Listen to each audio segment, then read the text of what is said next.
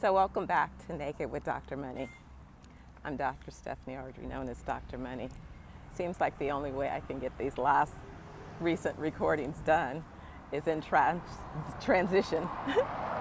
So instead of being on the beach this time, I'm walking on the street side.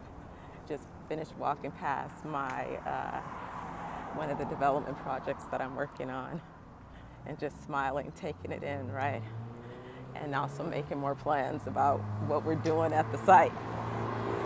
But we're part of our 6-part series on mindset, where I am first covering the 3 M's that you must be aware of because they influence your mindset. These M's are the M's that trigger particular beliefs, and as a result of those beliefs, either create behaviors that lead to barriers and breakdowns, or they trigger behaviors that lead to bridges and breakthroughs. The thing is that both paths are an option. The only thing that determines which path you take is your mindset. You direct and determine which set of experiences you have. So what if it is that you don't want to have barriers and breakdowns? What would be required to change that? Literally, you make a decision, you set an intention, and you start to focus on the thing that you want. The reason that you have the thing that you don't want is because of this second M, memories. Every morning you open your eyes and you immediately step back into your memories of the past. And by doing that, it's like living Groundhog Day over and over again. If you want to see a new future, you got to have some new imagination, and you have to minimize the amount of time that you spend with your memories, because the memories are a trigger, and you end up going right back into behaviors and beliefs. And what happens? What is it that our beautiful brains love to do? We're creatures of habit. So if you've done something for a period of time, the chances are that you're doing it now in autopilot are 100% guaranteed. It's autopilot. You ever notice, you ever drive home, wherever home is, and sometimes you get home and you wonder how you even got there because you were totally tuned out to the drive, but your brain drove you there. This is why driving home is one of the most dangerous things one can do, especially within that last 3 miles, because you click into autopilot and you can fully miss what's really happening real time. So the goal with this, in order to mitigate memories popping up first thing in the morning and taking you right into a Groundhog Day, is you must interrupt that autopilot thinking and be clear and intentional about wanting to produce a new outcome. Now, I know you've heard the saying, what got you here won't get you there, and that's 100% true. Because what got you here are the last memories and beliefs that you held. But if you want to go to a new destination because you don't like where you are, or you want to make some modifications because you want to improve upon where you are, then you must set a clear intention. You've got to set a new destination. You got to define what that destination looks like and feels like. You got to define how you feel when you're at that destination. You have to begin to forecast that. So you heard me begin with, I'm walking past a development that I'm acquiring. Right now it's just dirt. But every time I walk by, I stop and I start envisioning what it's going to look like with my development on the land. and what that experience is going to feel like when me and my team celebrate that we created this beautiful resort and condo project for people that share our vision and believe that full life is 120 years and beyond and want to be part of that journey. Those folks, right, who want to experience what we want to share. And so it's in that understanding that I'm able to envision. Of course, yes, I've been at this for a minute. I've got over 40 years under my belt of working on mindset. So I don't expect you to understand it all overnight. That's why I'm bringing all of this content to you, so that I basically taken some of the complexity of all that I've learned and I've synthesized it down into digestible chunks, right? So that you can understand it easily. So memories are what we have to interrupt if we don't want to keep living a Groundhog Day. And so what we want to do in order to mitigate the autopilot trigger to those memories is we want to start creating some new routines. Those new routines I will tell you about later under the M's about resolution. But for memories, one of the books that I would like for you to get is The Power of Now by Eckhart Tolle. I want you to get it, and I want you to read it, and I want you to check in with me as you progress. I'm going to do a book club where I go back through it with a group and we can comment. But some of you are ready to embrace the work necessary to start putting the 10,000 hours necessary to begin to become a master of your mindset. According to Malcolm Gladwell, it takes 10,000 hours to become an expert, a master of something. That equates to something like about 40 hours a week doing that thing for roughly about 3 to 4, right under 5 years to accomplish that, all right? So imagine this. When do you get to do one exact thing for 40 hours? Many of you spend that much time on a job and you're not even bothering to perfect that job, but that's another conversation for another day. So I won't even interrupt us and go there. But let's just suffice it to say that one does not become a master of anything without spending focused time and intention towards developing the tools and skills necessary to become a master of that thing. I have my 3E framework that I said, if you address these 3 E's, it's a framework for mastery. You can master anything. Education, if you educate yourself about that thing that you're curious about. Experience, if you gain experience dealing with practicing that thing that you're interested in. And examples, finding viable examples of what success looks like, the outcomes that you're seeking look like. They're tangible examples, right? Sometimes you have to modify the example to you, but at least you have a starting point, like we say, a boilerplate to benchmark against.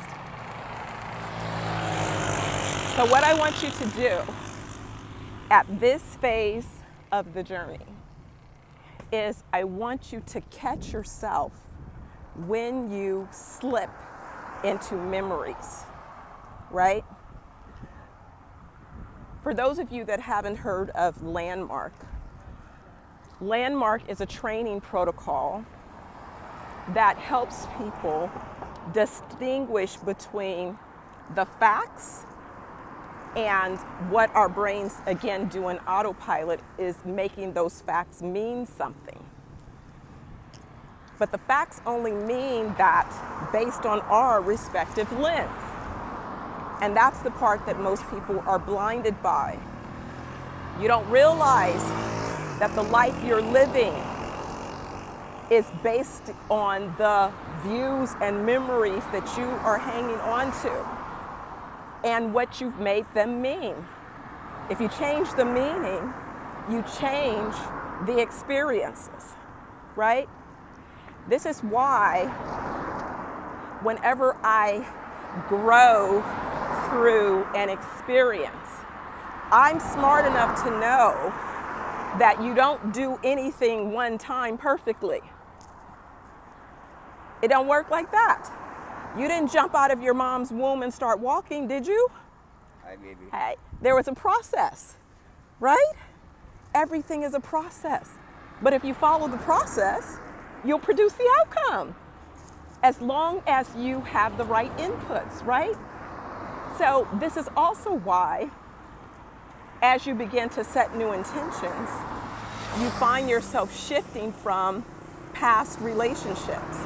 You start to move away from memories that are no longer serving you along your path for advancement. And so again, this is why it's so important when we think about where we are along our journey and where it is that we'd like to be, that we understand that comes by setting a clear intention. And so that intention is built on your personal vision and mission. The 6 M's to me is about helping you recognize your mindset so that it can evolve, so that your mission can elevate, right? That is what the 6 M's to me is all about. So this series is first meant to bring awareness, because you can't fix anything that you're unaware of. This is why we all have blind spots. And those blind spots are things, in some cases, there's things that we know that we don't know, and then there's things that we don't know that we don't know. Nevertheless, it's those blind spots, again, that impact the information that we're using to make decisions. So early on, when computers began and we were talking about databases, I remember sharing with people, because I used to have to create databases to put data in. And I would always say, listen, if you put junk in the data, then you're going to get junk out. You can't put junk in and produce something different. You're going to get more junk. So again, it's important to recognize that the inputs. And so in series 1, we started with mind chatter, right? That was the first M, mind chatter. This is the second M, memories. The memories causing you to live a Groundhog Day every single day. And if it is that you want to change that, first you must become aware of that. Once you develop the awareness, then you need to set what is the desired intention.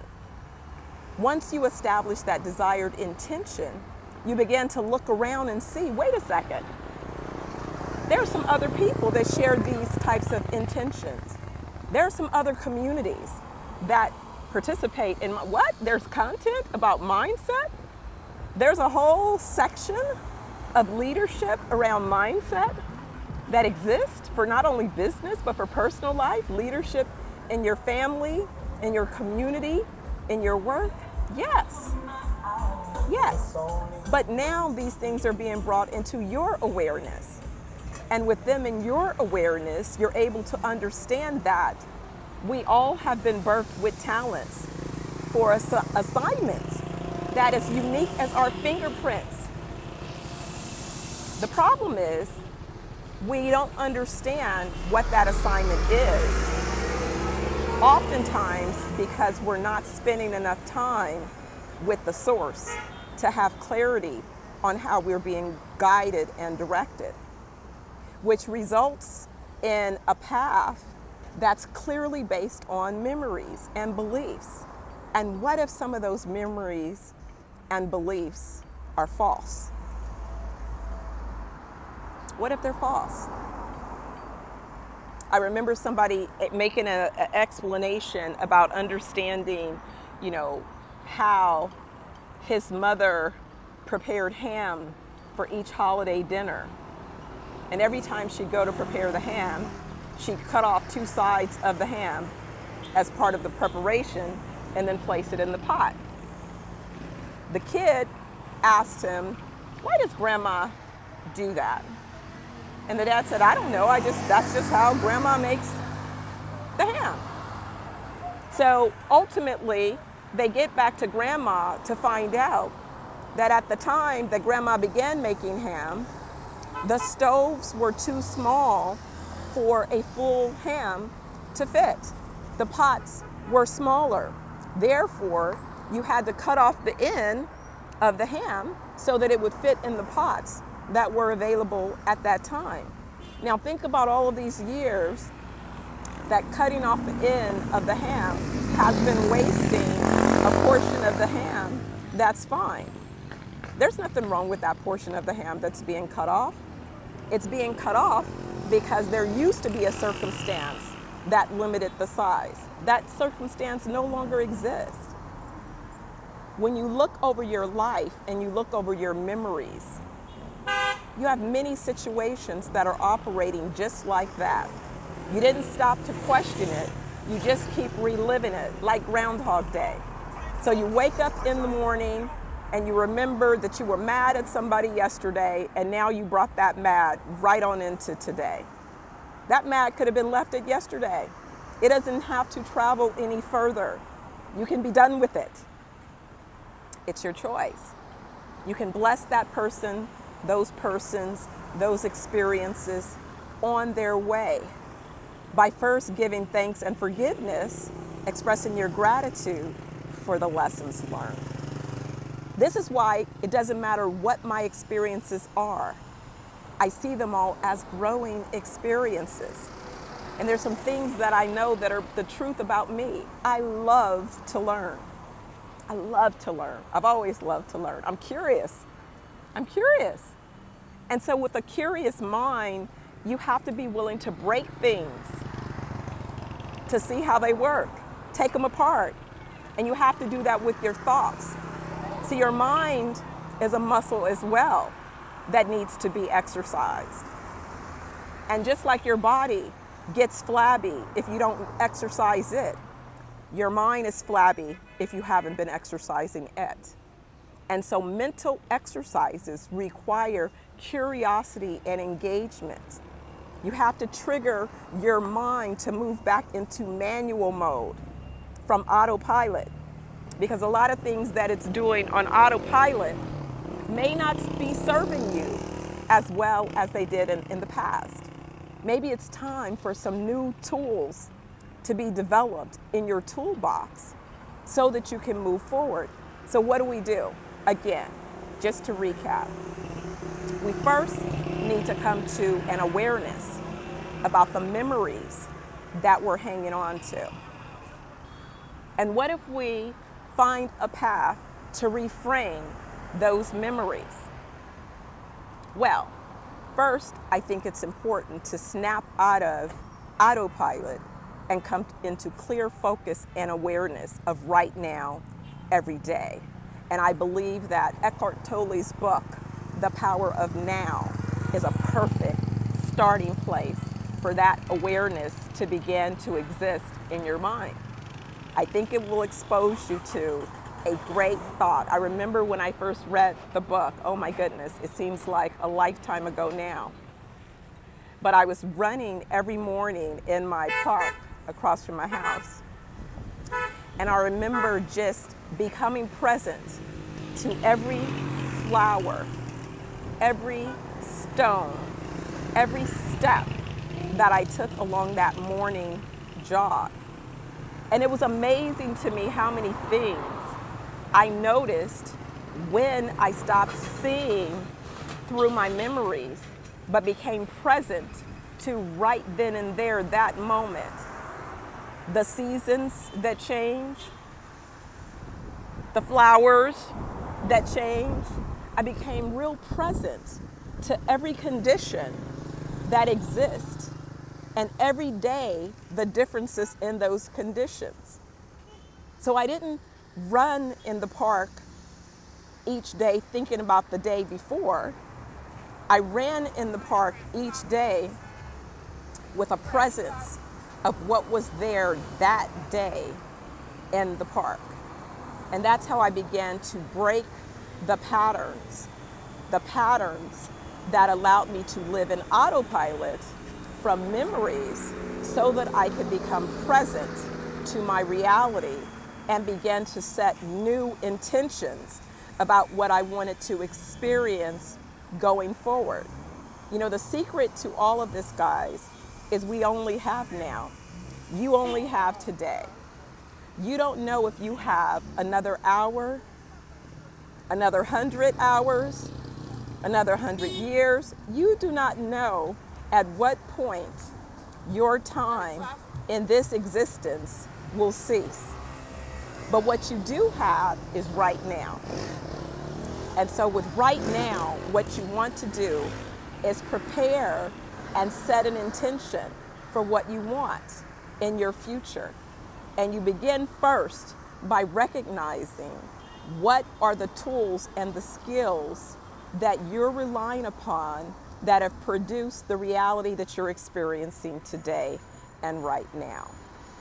Remember that story in the Bible about the talents? We all have talents. Are yours being developed or are yours buried? That's what mindset is all about, is working through to make sure that your talents are not being buried, that the mission that goes with your talents is being elevated.